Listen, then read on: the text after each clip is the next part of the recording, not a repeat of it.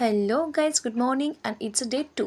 তো আজকে আমাদের অনেক সকাল সকাল কলিং টাইম ছিল, তাই জন্য খুব সকাল সকালই ঘর থেকে বেরিয়ে পড়লাম। বেরিয়ে আমরা চলে এলাম ফার্স্ট স্পটে। ফার্স্ট স্পট বলছি তার কারণ হচ্ছে আজকে আমাদের দুটো স্পটে শুটিং আছে।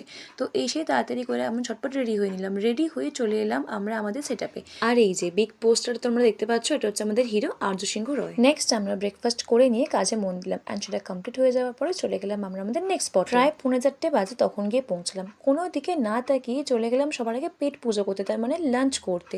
সো লাঞ্চ কমপ্লিট করে আমরা আমাদের সেটআপে আবার চলে এলাম।